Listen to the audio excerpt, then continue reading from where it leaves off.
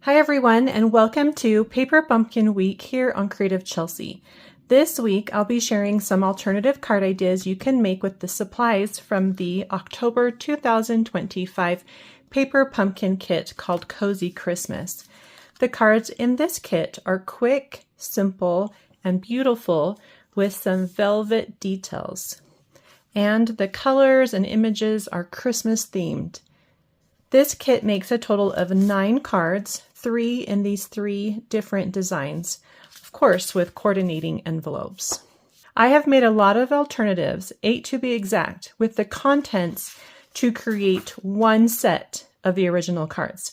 So that would be these 3 cards, just one of each, plus an envelope. And I have created a template showing how to cut the card bases and the envelope, plus the measurements for the extra cardstock pieces for each alternative. And you can find the link to download this cutting template on my blog, creativechelsey.com, or below in the description. For my first alternative, I wanted to create a simple but bold card with the large joy die cut found in the kit.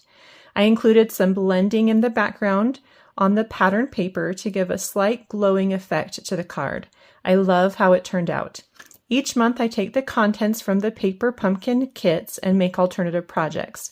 My cards are easy to follow and can be made by both experienced or new paper crafters. You may need just a couple other products to complete them. You can follow along with me using supplies you already have or purchase any products you see me use from my online store. And the link to all products is below in my description or on my blog, creativechelsey.com. If you like this video, please subscribe to my channel so that you can get updates when I post a new video. So let's begin by doing a little blending on that background piece. So like I mentioned, I've already pre-cut all my pieces and there's a cutting guide, which you can find the link to download below in the description or on my blog, creativechelsey.com. I'm going to blend around this piece with some garden green ink and my blending brush. Now I've cut this piece just a little bit smaller than the card front. So it is 4 1/8 by 5 3/8. And as I'm adding the blending here, I want to only add ink around the outside edge, which is going to give a slight glowing effect to my card, which I really think adds a lot to this card, especially since it is such a simple card. All right, I'm just going to add a little heavier ink.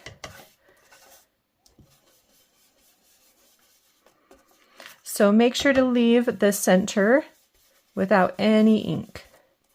Just go around the edge there. Do you see that glowing? I love it. We can go ahead and add this to our card base, which is also garden green cardstock. So it coordinates really nicely and almost seamlessly with the color of this pattern paper. And remember, this pattern paper does come from the card base in the kit. If you do use liquid glue, make sure to smooth it out. For our joy, you're going to need the joy die cut here. And I wanted to rearrange my little red snowflake flowers. So I'm going to take a pair of paper snips and I am going to, let's start over here on this side. So right here, I'm going to come in just a little bit to line up with this straight edge because there's just a little bit there. So do you see there's a little curve right there? And then you're going to go straight down and then connect straight right here to remove that piece. So that's just a little square corner taken out there. For this one, we want to come straight across and then kind of loop down where the J will be. And if it's easier for you, you can add your J and then cut around it. I'm going to try cutting it without that on there. So come straight down, across, I mean, and then right as you, before you get to the red velvet, just kind of bring it around and smooth out that J there. Okay. And then again, you're going to have this opening, but we're going to tuck it under and hide it. So on here, I did feel like it was easier for me to stamp after I added my joy. So I already have put some dimensionals on the back of these letters. And then you can just add them right to the center of the die cut. All right, so I'm adding my last die cut to the back of that white joy piece. And now I can stamp. And I just want to put it down near the bottom. I'm going to use my Pecan Pie ink spot. If you have the larger stamp pad, you could use that too. Just want to make sure you don't get any ink on your clear block near the top, because you don't want to accidentally get ink on those dies. So something like this. I did add a little bit of Wink of Stella to the red, just to kind of make it a little more fun, a little glittery. I love Wink of Stella. It's perfect for Christmas cards. Anytime you want to add a little touch of shimmer, you can use it with stamped images as well as on top of die cuts like this. So cute. Before we add that, we're going to also add some of the green pine tree, Christmas tree rose. I'm going to do 3. So I'm going to remove 2 of these. Just kind of cut around 1.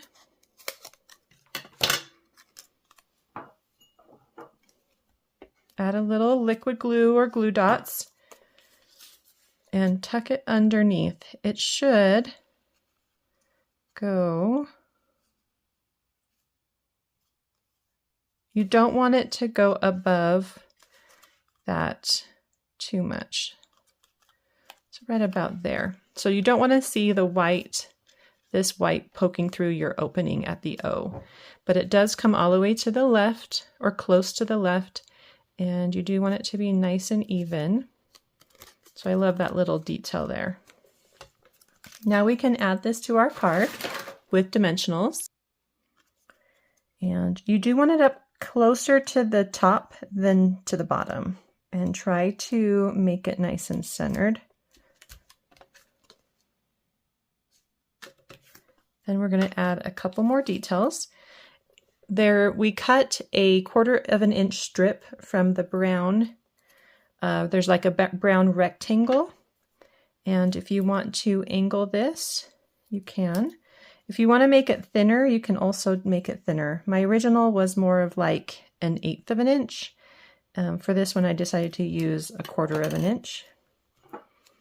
Put a little bit of liquid adhesive right between the greeting and the brown or the green tree part, and then you can add your brown strip.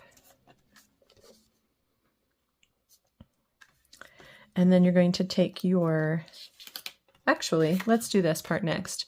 So this is the ornament. It goes behind the red one, but I wanted to cut out these details and add them on other cards. So these little circles of snowflakes I'm going to cut out.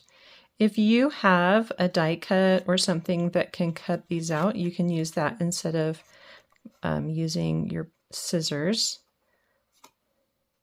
They don't need to be a perfect circle, so mine aren't for sure. So just try to cut them close to the top of each one of those little rays, snowflake sections. These are going to go in the center of each of these little snowflake flowers.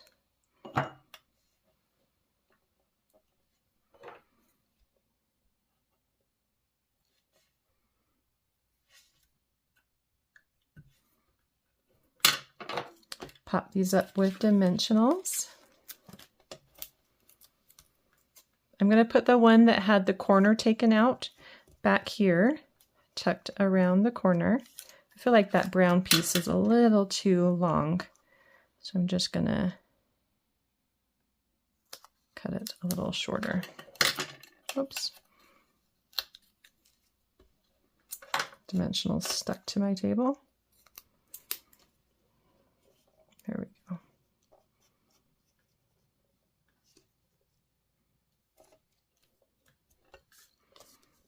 Something like that. You can have it go over the green if you want it to. And then this one, we're going to put right there. Actually, I might switch those. Let's do that. Let's switch them. So this corner one, let's put down here. That will give us a little more color in that corner. And this one we'll put on this side. Like that. Get a dimensional on that as well.